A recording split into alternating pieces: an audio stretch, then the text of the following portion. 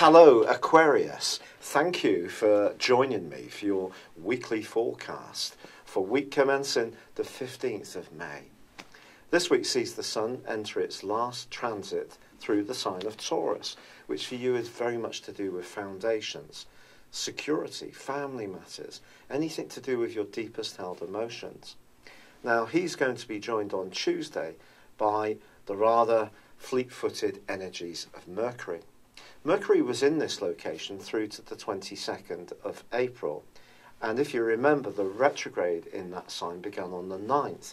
So if you have been thinking a lot about your home, about your interactions with people at the closest point in your situation, I think by the end of this week there is an opportunity to feel much clearer about things. But the Sun itself does forge an angle with your traditional ruler of Saturn, which does pose some challenges. It's almost as if, although you can coexist with friends and in sociable situations very comfortably, you're just being asked this week to stay mindful of what it means in terms of your emotional comfort. And if that doesn't feel right, then let that guide your moves. There is still, however, a very sweet location for you for Venus, so your words, the way you express yourself, can have an impact on the people you encounter. And with Venus forging a really cute link with Neptune, it's possible that a gift could be exchanged. It may be just some words of gratitude by you to someone else or from someone else to you. But the sensitivity and the sentiment exchange can be very much appreciated on both sides.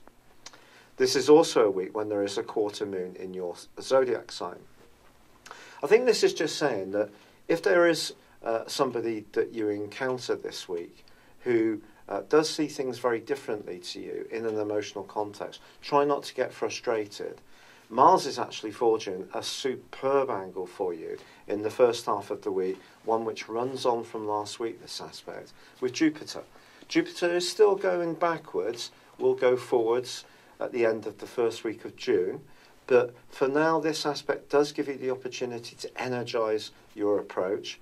But of course Neptune has been clashing with Mars, and that too continues through to the middle of the week as well.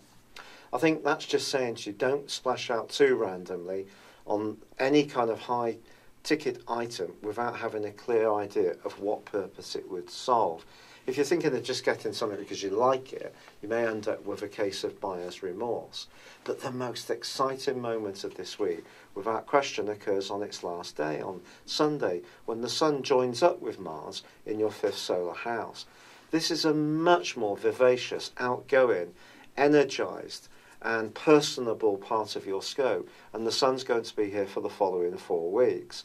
If you have been feeling a bit muted, staying a little closer to home or the people you know really well, and just thinking a lot really about your foundations and what shaped you into the being you are, now you can emerge from that process and be more outgoing. But with Mercury still residing in the sign of Taurus for now, just be conscious that even so, it's still going to be important to feel at ease with whatever you're doing, even if you do enter a more playful, demonstrative, affectionate, and even potentially romantic phase of the year.